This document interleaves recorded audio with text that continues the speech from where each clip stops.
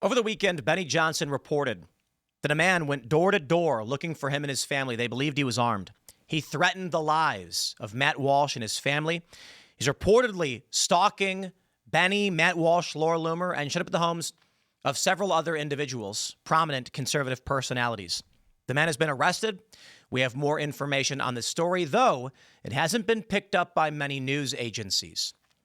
Political violence in this country is getting worse. Of course, you guys saw the post Saturday morning about the shots that were fired outside of our property. A vehicle had approached. 3 shots were fired. Obviously, we're still investigating, but there's really not much more that can be done. We've got some footage. We're reviewing it. I can't say too much more because I don't want to compromise our security. And ideally, we do figure out what this was, why it happened. But we also got a threat in October. We didn't talk about too much of the details because it is being investigated, but the threat was to come here and shoot up the studio and kill us. We are in contact with the FBI. But this story is not about me. That story, my address, I did that in the morning. This story here is about Benny. It's about Matt Walsh, about Laura Loomer. It's about the state of this country and the escalation of political violence. And this, my friends, we are entering into a political year, a midterm year. And the tensions are getting worse. The mental state of the average American is getting worse. And, I'll be honest with you guys. I'm not built for this. Many are. They're much stronger. They knew the route they were taking in this space. And they stand firm. They stand brave. They go out in public. Steven Crowder doing his Change My Mind shows despite all of the threats of violence against him and the security measures he takes. Now with bulletproof glass in front of him as he sets up these conversations. Benny Johnson, of course, has already talked about how in one instance his home was set on fire. Matt Walsh now suffering this fate. The Daily Wire crew, of course. The assassination of Charlie Kirk only so recently. Political violence is absolutely escalating. It's getting worse. And it kind of blew my mind that, I get this news about, again, for those that aren't familiar, I'm assuming it must be war because it was a big story, I guess. I didn't think it was going to blow up so much, but between midnight and 1 a.m. on Saturday morning, just, Friday night, we were leaving the studio. We had left. A vehicle slowly approaching our property. Once it was about aligned with one of the structures, fires a shot, speeds up a little bit. Once it lines with their studio, fires 2 more shots. We don't know why. That's all. That's all I said. We could only assume, based on the threat assessment, that with the death threats and everything going on, it was an act of intimidation. I want to believe it's just random. I think that's wishful thinking. Again, this isn't to make this another segment about what happened to us and me. This is about Benny. It's about others. It's about all of us. But imagine my surprise when after this happens, Benny puts out this tweet where he says a man came to his home. We live in a big rural area. We have a gate.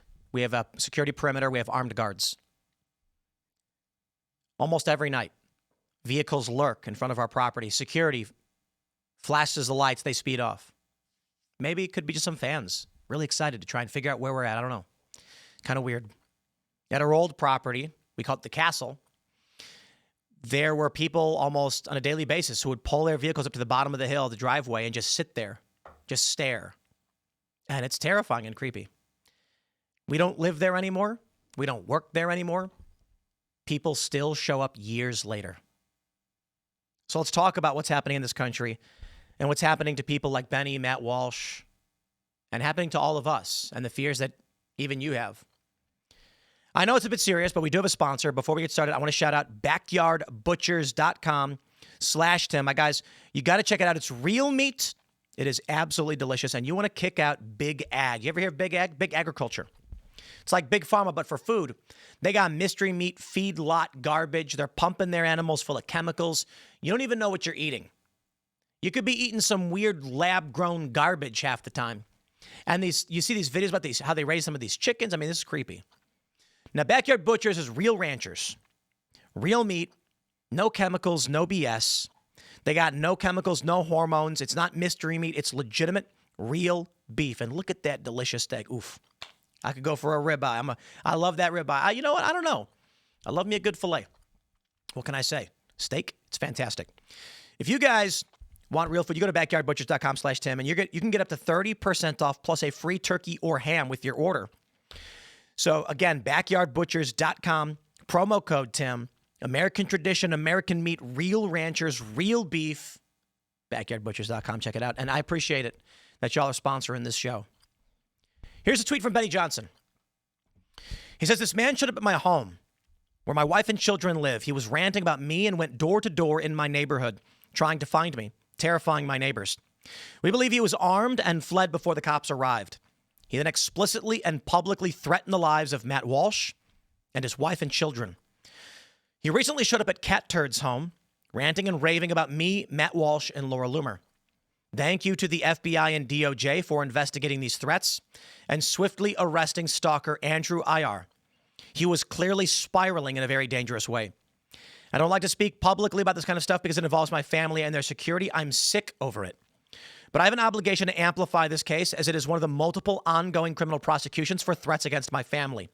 Over the past year, I've watched my president get shot in the head, my friend get assassinated. Things are spiraling wildly out of control.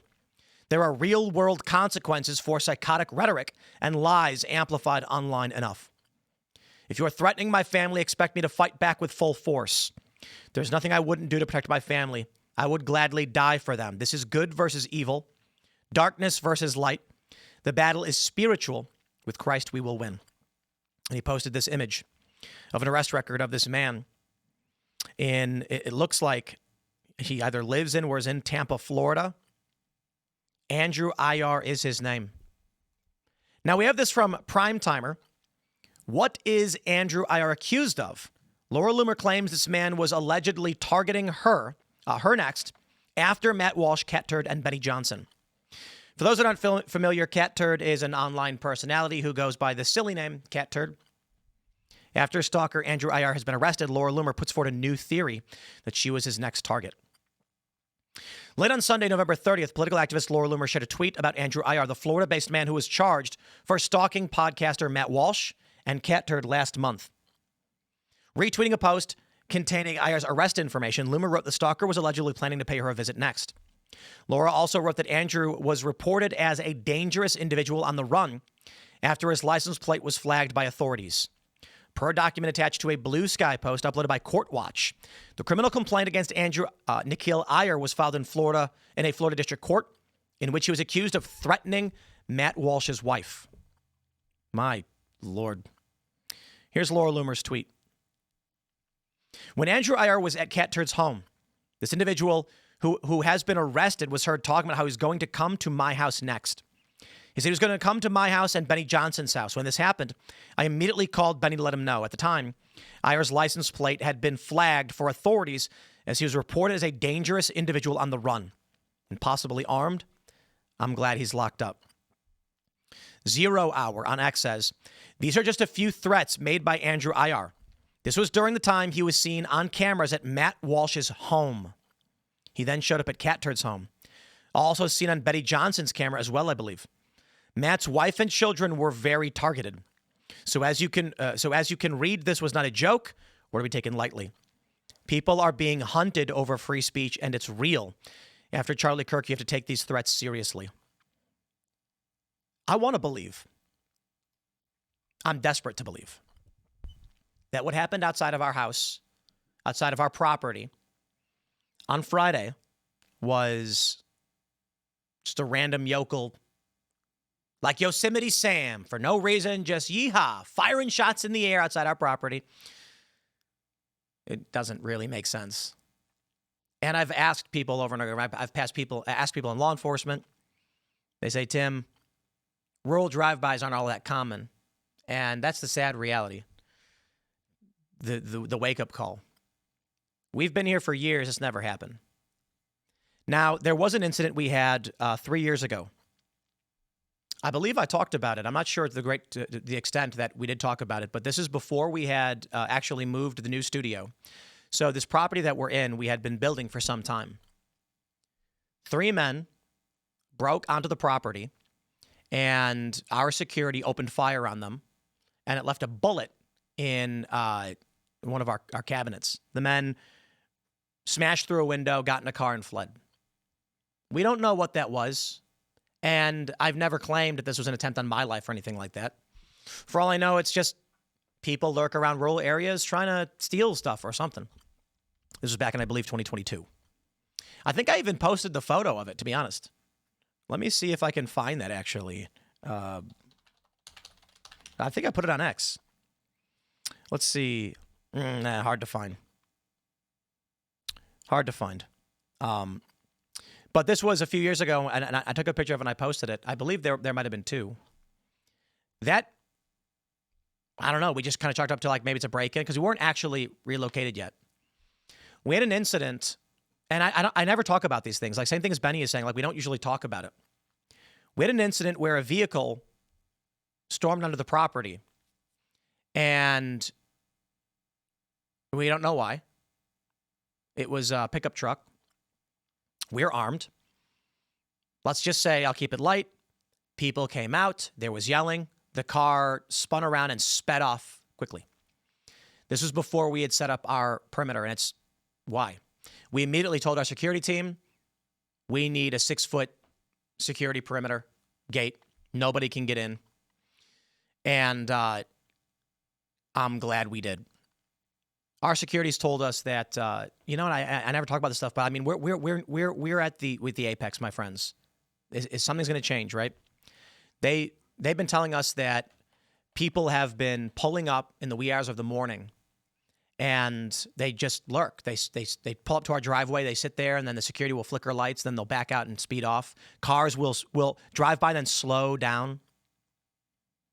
What we believe happened on Friday was a vehicle is slowly passing, and then one shot is fired. It slowly starts speeding up, and then 2 more shots are fired. I don't know.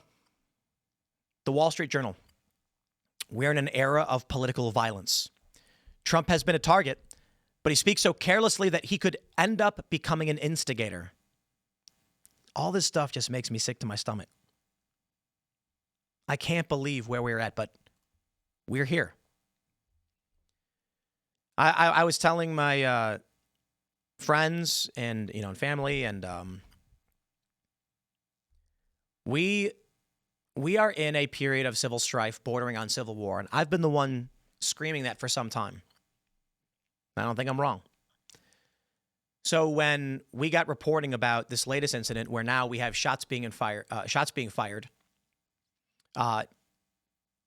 just outside our property. I try to be specific, you know what I mean? Like, so you get an understanding of what happened.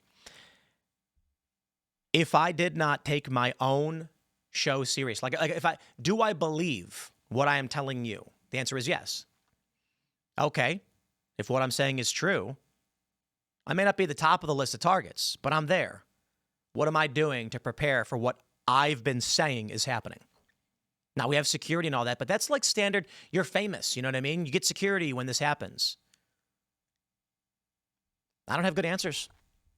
And that's why the conversation we've been having is, guys, if we're taking this seriously and we're coming into a midterm year, which is, it's going to get crazy. I was talking to a friend recently about World War II and how people were constantly saying, like, things are getting better. The conflict, the street violence is kind of abating, and then boom, explodes. What then? We've got more. From the New Yorker, our political violence problem. From The Guardian, alarm as U.S. far-right extremists eye drones for use in domestic attacks. Experts say extremists openly talking of how home-built drones will be critical tool in so-called Second Civil War. Man. Taking their cues from modern warfare, the far-right American terrorist movement sees off-the-shelf or home-built first-person viewer FPV drones as a critical weapon in their own future war against the U.S. government. You see, here's the important thing to understand. The far right, I thought the far right was in control of the U.S. government. Why would they fight themselves? You can't have it both ways. They want to claim that wingnut lunatics who live in the mountains and want to fight the government are the same thing as Charlie Kirk was. Well, Charlie Kirk's guy is the president, and Republicans control everything. So I don't know why any of these people are going to fight themselves. This story's from 3 months ago. Here's from Gallup just a few days ago. Youth, loneliness, and political violence in the United States. Well, most Americans say it's never okay to use violence to achieve a political goal. 16% say it's sometimes okay. Age is the strongest predictor of attitudes towards political violence, with young adults aged 18 to 29 more likely than other age groups to say that it is sometimes okay to use violence to achieve a political goal. This attitude is more prevalent among heavy social media users than those who use social media less frequently or not at all, and among men more so than women. Differences in views by political affiliation and educational attainment are smaller, and no differences are observed based on income or other socioeconomic factor. Americans' acceptability of political violence by subgroup. Sometimes okay. 18 to 29-year-olds, 30%. 30 to 44, 21. 45 to 59, 13. 60 and older, 4%. Men, 19%, women, 11%. Those who are more likely to be educated, higher rates. Postgraduates, 20%. Interesting. 4-year college, 17, and less than 4 years, 14. Democrats are the most likely at 18%, followed by independents at 17 and Republicans at 12. And those who use social media 5 or more hours per day, 22%. 3 to 4, 21%. Those who don't really use it, 8%. What do we find? The internet is making people insane. They are going crazy. These results are from the inaugural administration of the Kettering Foundation Gallup Democracy for All project, a 5-year project designed to measure Americans' views of democracy. Data are based on a multimodal web and mail survey of over 20,000 U.S. adults conducted July 7th to August 25th. Some attitudes toward democracy are associated with views on the use of political violence. People who agree that democracy is the best form of government are less likely than those who disagree to say political violence is sometimes okay. Perceptions of others' commitment to democracy also matter. Americans who agree that most people in the U.S. are committed to having a strong democracy are less likely to say political violence is sometimes okay, compared with those who disagree with this statement. Democracy is the best form of government. 22% disagree and strongly disagree. Most people in the U.S. are committed to having a strong democracy regardless of their positions. I hate this. I hate these people. Democracy. They are not saying anything. This country's never been a democracy. It's got democratic processes. So what are they really describing when they say democracy? That we share power, perhaps? I don't know what they even mean by that. I don't know if the people answering this even understand what they're being asked. Some measures of social isolation and belonging are so closely related to views on political violence. People who regularly feel lonely feel they or someone in their household has been targeted or excluded in the past year due to a personal characteristic, or do not strongly identify as an American, are more likely to say political violence is sometimes okay. Feel lonely always, 26% think it's sometimes okay. Feel targeted and excluded, 25% say yes. Identify as an American, not at all strongly, 35%. If you very strongly identify as American, you're less likely to think political violence is okay. That's insane. That's absolutely insane. Gender differences in the attitude that political violence is sometimes okay are smaller among older Americans and virtually disappear among those aged 60. The impact of social disconnection shows a similar trend. For example, among adults aged 60 and older, who are often or always lonely compared with those who are never, rarely, or sometimes lonely, there is a very little difference in rates of saying that political violence is sometimes okay. 18 to 29-year-olds, high loneliness. Wow. Among men, it's massive. Over 40%. Seeing how different segments of U.S. society view violence as a way to achieve political goals in 2025 is revealing, but historical trends provide context for how such views have evolved over time. Gallup asked similar questions on whether violence is justified to achieve social or societal or political change in December of 1970 and December of 1970 and September of 95. While response patterns can vary based on question wording, response scale, and data collection mode, these historical points offer suggestive evidence on continuity and change. Despite significant differences in the political climate across the 3 times Gallup has asked variations of this question, the overall trend is stable, with around 15% of Americans agreeing that violence is sometimes justified to bring about change. This continuity masks 2 notable shifts in subgroup trends. First, younger Americans aged 18 to 29 are more likely today than in the past to view political violence as a legitimate tool to effective change. Second, a gender gap in attitudes towards political violence has emerged in which younger men aged 18 to 44 are now more likely to say violence is justified to achieve societal or political change, whereas older men and women of all ages hold roughly similar views as they did in the past. I have Pew Research. Americans say politically motivated violence is increasing, and they see many reasons why. 85% say increasing, 12 say the same, and 3 say decreasing. Because that's 3%, they live under a rock. So what is the reason? Large majorities of both Republicans and Democrats say left-wing and right-wing extremism, as well as extremism from those without clear political views, are at least a minor problem for the country. Americans are equally likely to see extremism from each end of the political spectrum as a major problem, but partisans see bigger problems on the other side. If you are on the left, what does it say? If you Republicans and lean Republicans see a major left-wing violence problem, Democrats see a major right-wing violence problem. Objectively, the problem's on the left. It just is. And the left is in a bubble, and they don't see these worlds. They don't see this stuff. Americans see rhetoric from the other side, polarization, lack of understanding among the main reasons for politically motivated violence in the United States. Sort of. I do agree with that. What I would say is, I think the danger is the grifting. The people who don't care if what they're saying is true and just say insane things. I take issues with a lot of the Pizzagate stuff. I've complained about them incessantly back in the day. A guy shows up to a pizza place and shoots the ground. He thought there was a basement. There wasn't. Because the internet is full of lies. And people of weak will believe the lies. And what can you do? It's easy to manipulate people. It's hard to tell them the truth. If you tell someone coldly and plainly the truth, they'll reject it. If you lie to them. There's an old story that I've heard. It's gone around quite a bit. And it's that I think it's supposed to be like a racist trope. So it might be. But the story is that a wise man is traveling when he comes across a field where a bunch of people are surrounding a watermelon with spears. And they're shaking and panicking. And the wise man's confused. Why are they freaked out about this watermelon? And he says, what's going on? They say, look, a monster. A monster? Are you nuts? It's a watermelon. So he walks up and he picks it up and they all run screaming. He's in league with the monster. Later, another wise man is traveling and he comes upon these people surrounding a watermelon, pointing at it, screaming.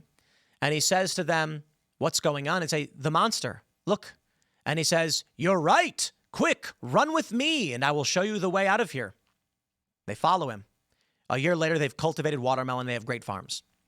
The point is, when you approach them as an outsider and do something scared, they freak out and they run. When you approach them and deceive them to build a connection and a rapport, you can guide them in the right direction. I believe that is immoral. I believe it is antithetical to a better world, that you believe you must use deception for what you want people to do. But I do get it. All is fair in love and war, they say. And so here we are. I ask you guys to comment if there, and this is a conversation I had with Milo on Friday, if there is no other means, if you know that telling the truth isn't working and people are doing bad things, would you lie to them to correct their behavior? My argument is, if you use deception because you are upset with the way they are living in this world, you create a world of deception.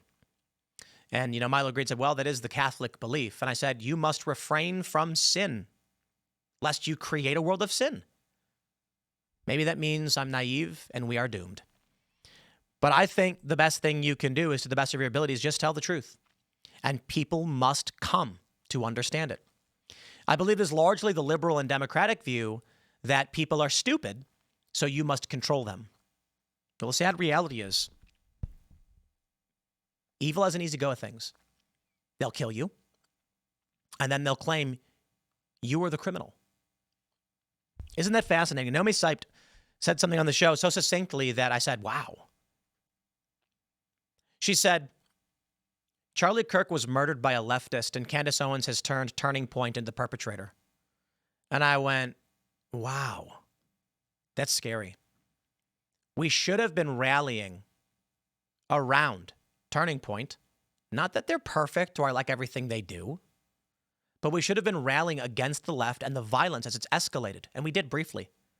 But now, people online, they actually believe Turning Point, the literal victim, is the perpetrator. Man, that's Darvo if I've ever heard one. What did Candace say? We don't care about your midterms. Who's we? But here's where we are.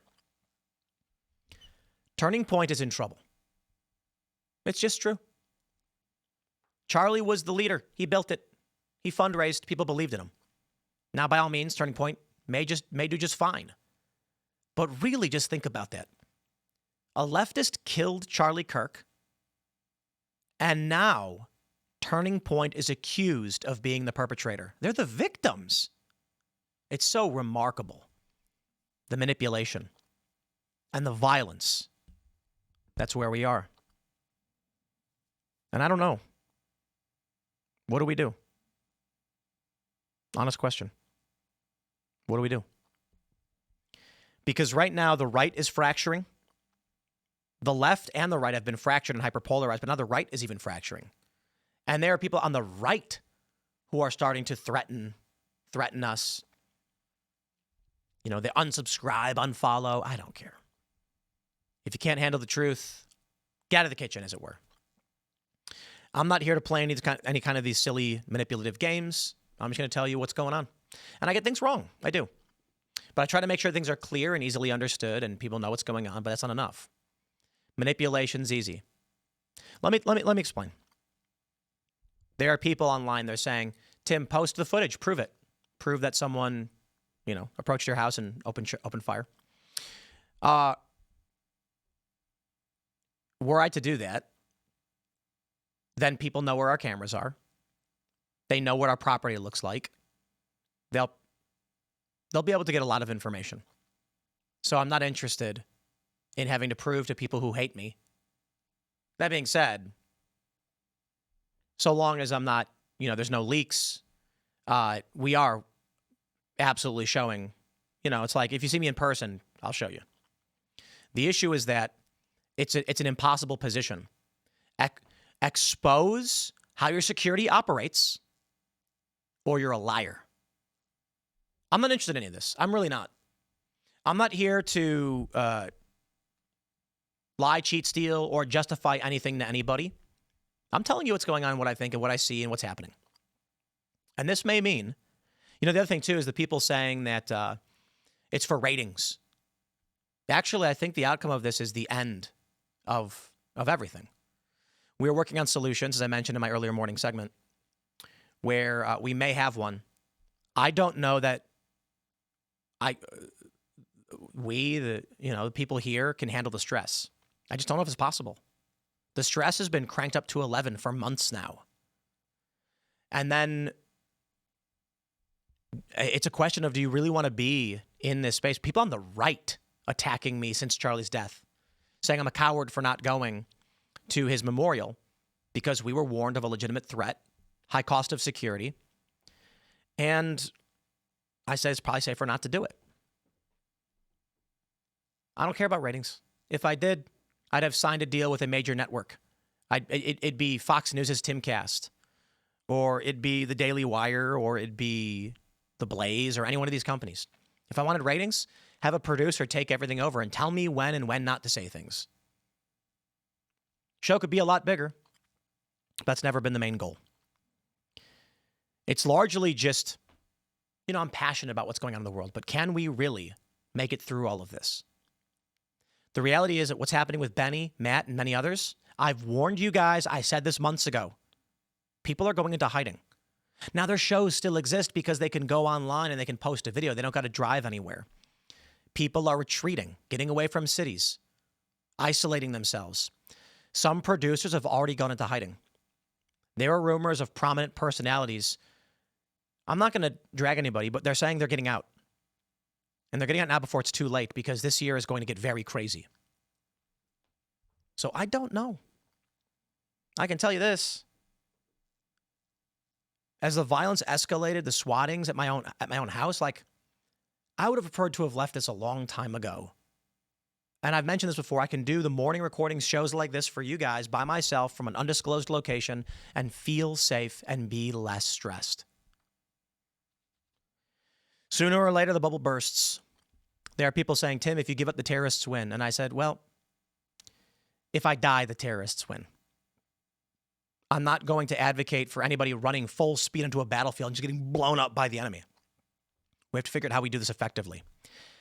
And with these stories and what Benny's saying with this report and Laura and Matt and Katzer, guys, we don't win by sacrificing prominent pieces on the chessboard for no reason. We have to move them properly. So we'll see what this means. I mentioned it in the early morning show. The 19th may be the last episode of Timcast IRL. If we do any shows following this, probably will not be in the studio any longer. There's a lot of things that I can't say. What I will say is this. You live in a city. See what happens to Benny Johnson. He's in Florida, of all places. What are you going to do? Your property's not as big. You've got neighbors, and people show up, and everyone's pissed off. The police can respond very quickly. We're out in the middle of nowhere. Harder to find, but people find us. We have to have armed security. It's expensive. And police don't respond as quickly. I'm not trying to disrespect them. I'm just saying this is the reality. Things like that to consider. There's a lot more that I can't say because it compromises our security. The threat of a second civil war, I think, is legitimate. And I think it's getting worse. And this year, it's going to get a lot worse. And I don't think my stress levels could be any higher. Someone called me. They asked me how I was doing. I think it was Viva Fry. He was like, how are you doing, buddy? And I said, I sound like everything's okay. You know what I mean? And I have to. I have to go eat with my family. Like, we have to buy groceries. We have to eat food. We can order it. We do things like that. We have to live our lives. We don't want to live in hiding. We have security. We have plans. And so it's funny because anybody who sees me talk is going to be like, Tim looks fine. And it feels like there's a vice in my chest squeezing my organs from the stress. But what am I supposed to do? Go in the corner and just start crying, shut down, never work again? So people say that Erica Kirk isn't acting properly. And I'm like, listen, I've got my issues with Turning Point. We're not, like, we get along. I'm not trying to make it seem like there's a beef or anything like that. There was the issue. We're not going. It's disappointing. It's the D+ of any kind of beef. It's like, not really. It's kind of annoying. They invited me back. But, I'm not here to just shill for Turning Point. I don't know. But I'm just thinking, like, my stress levels are through the roof. There's no solution to this other than just stopping and getting the F out. Imagine what Erica's going through, and people are saying she's not acting appropriately. Should I be crying and freaking out right now? Should I be shutting my show down on the spot? Just getting, like, what am I supposed to do? So, yeah, freaked out, stressed. It's miserable. Surprisingly, slept well. Beam Dream. That's kind of crazy. That's the best commercial ever. Beam Dream. When your life is under threat, you still sleep well. And then I wake up, I come here, and I do these shows, and it is, whew. So I don't know what comes next, my friends. But I highlight all these stories to tell you we are not joking. It is not a grift. It is serious, and it is scary. So I hope you're all paying attention. I'm going to leave it there. Smash that like button. Share the show. Thank you so much for watching. Thank you for being members of the Timcast Discord community at timcast.com. And for those watching on Rumble Premium, We are working on solutions to see how we continue. I think we have a good option, and I think there is a strong possibility we do. So we'll see. Thank you so much for hanging out. We'll see you all in the next segment.